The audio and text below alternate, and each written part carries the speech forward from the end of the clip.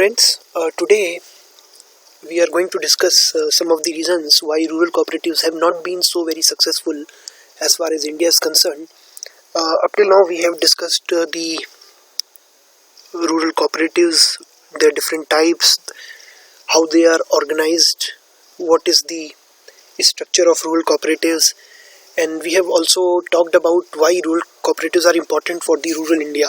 Now we are going to discuss why rural cooperatives have not been so very successful as far as India is concerned.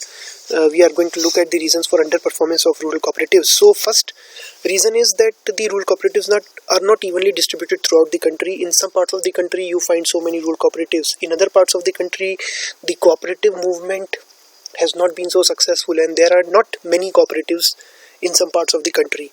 So in terms of distribution they are not unevenly distributed. They are unevenly distributed throughout the country. The distribution is very uneven throughout the country, and because of which some regions of the country they have benefited from the cooperative movement, while many other parts of the country they are still not able to benefit from the cooperative movement. So this is one reason that India is still not able to harness fully the benefits of the rural cooperatives. Then most of the rural cooperatives they have very small scale of operation, because of which they are not able to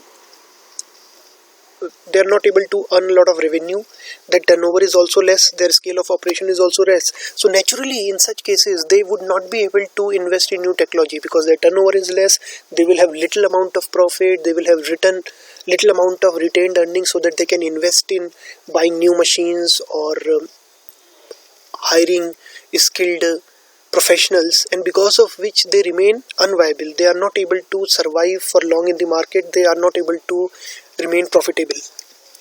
Then again, lack of skilled manpower is a big issue in rural cooperatives. There are so many reasons for it. As I said, one reason is the small scale of operations. Now small scale of operations would mean that they have little amount of money left after taking care of all their expenses, and they cannot invest much in hiring the skilled manpower. On the other hand, then the skilled manpower is also a little costly nowadays, and it is not going to be easy and economical for them to hire skilled manpower.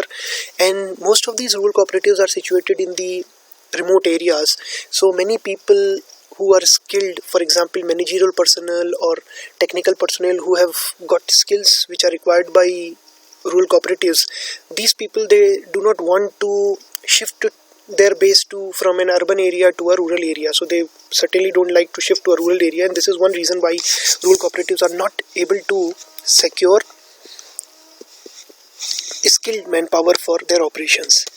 So the three reasons that I've enumerated is: number one, small scale of operation, so less amount of money, so that they don't have sufficient amount of money to spend on skilled manpower. Secondly, they do not earn much, so they find it difficult to hire skilled manpower, which is generally expensive. Third is their remote location, so most of the people who are professionals like managerial professionals or maybe technical professionals, they don't want to shift to rural areas. So these are the reasons why the rural cooperatives are unable to have skilled manpower, and that is why what happens is they don't have marketing skills, they don't have accountancy skills, so it is very difficult for them to keep a tab on their expenses because they do not have skilled accountants with them, they do not have skilled marketers with them. So it is difficult for them to make a headway in the market and sell their products in the market, to create a brand for themselves, and naturally this limits their scope of operations also, this limits their profitability also. Again, they do not have professional management. Because of this, it's difficult, it's expensive to hire skilled manpower. Because of this, they are not able to, it's not possible for them to be run in a professional manner, and naturally they lose out when they compete with the products of those companies or those firms which have hired some skilled personnel, which have made use of skilled professionals, and they lose out, their products lose out to these kind of companies, and they are not able to earn much profits in the market. Again, many a times one major problem of rural cooperatives is that they do not have sufficient funds to cater to credit needs of the members, and this is specifically true for the credit cooperatives. So here we are basically referring to the credit cooperatives the task of the credit cooperatives is to encourage a habit of thrift in their among their members. This we have discussed when we talked about the different types of credit cooperatives, different types of cooperatives wherein we discuss credit cooperatives. So this is one task, and the second task is to satisfy the credit needs of the members. Now, since they do not have sufficient funds of their own, because the members, they are not able to contribute a lot of membership fee every month or every week, and naturally it is difficult for them to access loans from the banks also, so they do not have sufficient funds of their own, which means that they cannot fulfill all the credit requirements of their members. So the members have to then further go to the non-institutional sources of finance like local money lenders or sahukars, or maybe they have to borrow from their friends and relatives. So the members are not able to get all their credit needs satisfied, and the mutual relationship between the members and the cooperative becomes weaker. Then again, this is another problem that the cooperatives have to face. The storage facilities are not sufficient. They do not have sufficient storages. Specifically in case of perishable commodities, they need to have cold storages. However, cold storage infrastructure is a costly affair. If you want to create a cold storage infrastructure, if you want to set up a cold storage, it requires a lot of resources. You need to have power supply 24/7 or some other source of power. In case the power supply is not regular and reliable, you need skilled personnel to manage and to take care of the machinery and all that stuff. So basically, storage facilities are going to be costly to be set up, and this is one problem for many of the rural cooperatives. They simply do not have any storage facilities. They do not have the resources to invest in storage facilities, and because of which the perishable commodities in which they are dealing, they are simply not able to store it for a longer period of time, and that is why these perishable commodities are not fetching these rural cooperatives a lot of return from the market. Again, lack of transportation facility is a one big concern that rural cooperatives have. Again, this again is all these things. Basically, I hope you understand the fact that all these things are basically, like we talked about the storage facility, lack of transport facility. This is basically because they have small scale of operation. They don't have sufficient earnings so that they can invest in storage or transport facilities. So the root cause is that there is lack of funds. They do not have sufficient funds of their own, and it's not easy for them to access the various other institutional sources of finance. So naturally they are going to invest less in storage facilities or transport facilities. If the transport facilities are not available, what will happen? It would be difficult for them to first of all collect the produce from their members, the farmer members, and then it will be difficult for them or costlier for them to transport this produce to the markets for purpose of selling. So naturally they will probably have to hire some transport facility they will have to hire, and because of which their expenses will increase. So this is one major problem that again rural cooperatives face, and as I've said, the root problem is lack of funds. Had they had more funds, they would have probably been able to invest in setting up storage facilities in case they are dealing with perishable commodities, or in case they are dairy cooperatives dealing in milk and related products. So in case they had more funds, they could have gone for purchase of transport equipments, purchase for transportation vehicles, trucks or tractors, but because of lack of funds they are simply not able to invest in these kind of things. Again, then there is a problem with some other cooperatives also. These cooperatives are the ones which are basically marketing cooperatives. Many of them, they are located in towns or near the markets, near the consumption centers, and therefore it is difficult for the farmers to take their produce to these towns.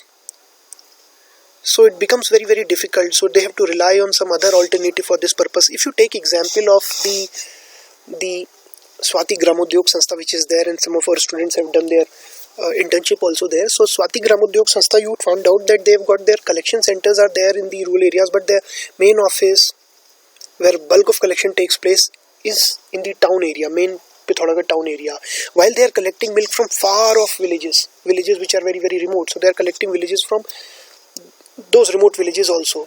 Naturally, it is very, very difficult for farmers in those villages to take their milk and other products, to bring their milk and other products to the office in the town area, right? So they've thought of an alternative. They have set up their collection centers in some of the villages, but then again, more collection centers would mean more expense, and this can be used as an option up to a particular extent only.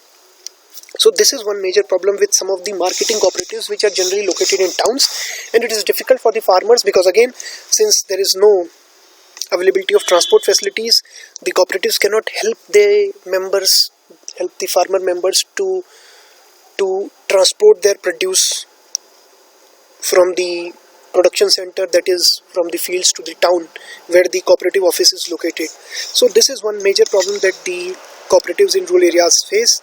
Then farmers, many a times they are still having this tendency of selling to the middleman because they want quick cash, and the middleman is one who can provide them, who can pay to them instantly. So at times the farmers, they require quick cash, and I have given you reasons for this. They might have urgent requirements in their family. There might be some family functions which might be scheduled. There might be the requirement of purchasing agri inputs for the next cropping cycle. In such cases, the farmers find it difficult. They rather prefer selling straight away to some intermediary rather than selling to the cooperative, rather than giving away their produce to the cooperative. So they simply sell to the middleman, the intermediary or the trader or the adatiyas, so that they can get quick payment. The payment can be quick, instant, so that they can fulfill their family obligations or their investment requirements can be taken care of for the next cropping cycle. So this is something that happens. Now if this happens, what will happen? The cooperative would not be able to have sufficient produce because most of the produce are being sold directly to the intermediaries by the farmers. So farmers are not bringing all their produce to the cooperative. So naturally cooperative would find it difficult to create a brand for itself and to obtain a higher price for itself while dealing with the customers. So this is one problem that the rural cooperatives face. And why are the cooperatives not able to make instant payments just like the middlemen have been able to do? The reason is again lack of funds. So the cooperatives, however, how are they going to earn? They are going to earn when they sell the farmer's produce. So they collect the produce from the farmer, then sell it to the customers in the market, earn from them, and this money only they can use to pay to the farmer. This is going to take some time because they do not have sufficient money of their own, sufficient funds of their own. It would not be possible for them to collect the produce from the farmer and pay him instantly. They will pay depending on how much they themselves would be able to earn from the market, and that is why this payment to the farmer is going to take some time, because of which the farmers, rather than selling to the cooperatives, prefer selling to some middleman. Again, there is some corrupt intent also which leads to underperformance or non-performance of cooperatives. Many times what happens is, specifically in case of credit cooperative societies and also in cases of agriculture cooperatives or marketing cooperatives, agriculture commodity marketing cooperatives, the government, to incentivize the cooperatives, provide some kind of a subsidy. I'll give you an example, and this is a crude example just to make you understand things. Just for example, what might happen is that government may say that in case the cooperative wants to obtain some finance, some credit, they want to have some credit from a bank, 20% of the amount that they borrow will be paid to them as subsidy by the government. And why is government doing this? The government is doing this so that the cooperatives can be incentivized to access the credit facilities of these banks and use these funds to maybe start some operations of their own, to start some business ventures of their own, so that the members can diversify their income and the earnings of the members may also increase. So that is the whole idea behind these kind of subsidies that the government provides to cooperatives. So I was telling you that maybe the government could come up with this scheme that in case the cooperative is borrowing a particular sum, 20% of that amount to be paid by the government as subsidy. Now what will happen? I'll give you a crude example. Let's say the cooperative wants to borrow 1 lakh from the bank. Now, as far as the 20% of this sum is concerned, that is 20,000, that amount is not to be returned by the cooperative. It would be returned by the government to the bank. So this is how the government is providing subsidies to the cooperative. The cooperative has borrowed 1 lakh, but they only have to return 80,000 plus interest. They don't have to borrow, they don't have to return the remaining sum, because that is being paid, that is being returned by the government straight away to the bank. So in that sense, that becomes a subsidy for the cooperatives. Now there are cooperatives which are set up for this corrupt intent. They want to gobble up these kind of subsidies. So what will they do? They will set up some kind of a cooperative enterprise. Then what will they do? They will apply for a loan of, let's say, 10 lakhs. 20% would come from the government. So they only have to return 8 lakh. The remaining 20% or 2 lakh will have to come from the government. So the government will be responsible for returning the remaining 2 lakh. So the government will return 2 lakh, which means the cooperative has borrowed 10 lakhs. However, they have only repaid 8 lakhs. The remaining sum has been repaid by the government. So they basically do not use that sum to invest in any business enterprise or for further onward lending to their members. They would simply gobble up this 2 lakh, because they've actually, I hope you understand the whole mechanism. They have actually borrowed 10 lakhs and they have returned only 8 lakhs, because the remaining 2 lakh has to come from the government. So the remaining 2 lakh has been returned by the government. So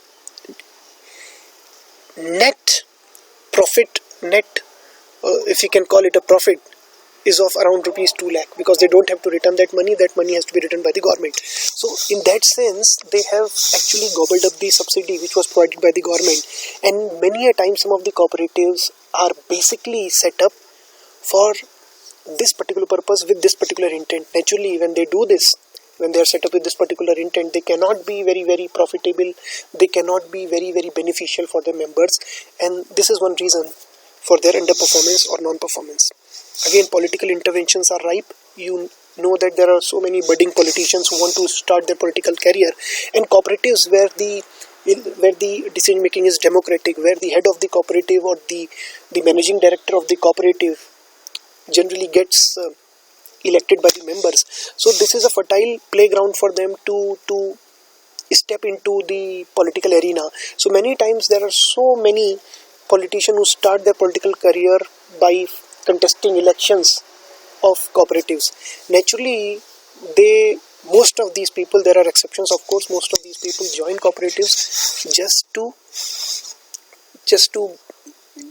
get some kind of a basic training in politics before actually jumping into the political arena.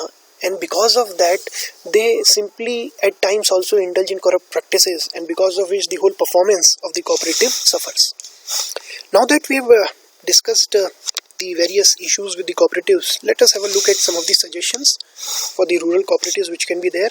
One is that most of the cooperatives should be made to be located at mandi level. I am talking of the marketing cooperatives which are generally near the consumption center, near the markets. Like I talked about the Swati Gram Udyog, the offices in the town area.